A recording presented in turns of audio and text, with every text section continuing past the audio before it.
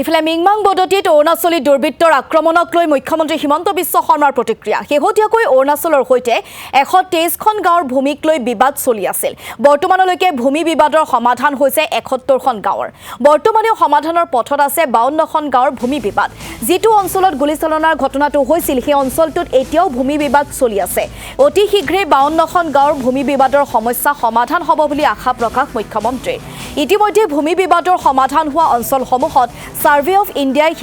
হিমাস্তম্ভ বহুৱাৰ কাম আৰম্ভ কৰিছে মই নাজানো মই এটো কথাই জানো যে আমাৰ ম্যাক্সিমাম ভিলেজৰ ওপৰত অৰুণাচলৰ লগত সমাধান হৈ গৈছে মাত্ৰ 5টা অঞ্চলৰ 52খন ভিলেজে সমাধানৰ কাৰণে ৰৈ আছে গতিকে বিধানসভাত কি উত্তৰ দিছে মই নাজানো তেওঁলোকে ৰিসেন্ট এগ্ৰিমেন্টবোৰ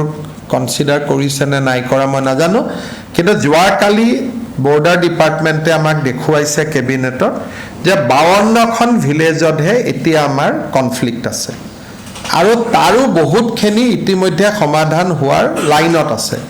গতিকে মই ভাবো যে অৰুণাচলৰ লগত যেটো আমাৰ সীমা সমস্যা আছে আমি খুব সোনকালে তাক সমাধান কৰিব পাৰিম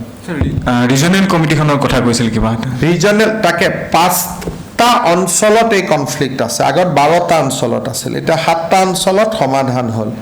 এই 5টা অঞ্চলৰ বাবে আমাৰ এজন কেবিনেট মন্ত্ৰীয়ে এটা ৰিজনেল কমিটিৰ নেতৃত্ব দিয়ে অৰুণাচলৰ এজন কেবিনেট মন্ত্ৰী এটা ৰিজনেল কমিটিৰ নেতৃত্ব দিয়ে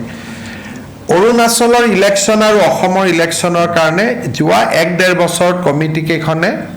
এক্টিভলি কাম কৰিব পৰা নাছিল এতিয়া আমি তাত আমি ভাল কৰি কাম কৰিম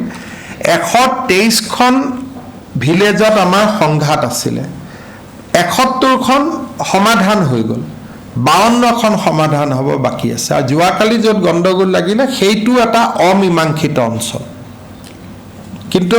সমাধান হোৱা জায়গাবিলাকত দ্বিতীয়বাৰ আৰু লাগা নাই তাত পিলাৰ বহুৱাই আছে আপোনালোকে কেতিয়াবা জাৰ্নেলিষ্ট সকলে যাই চাব পাৰিব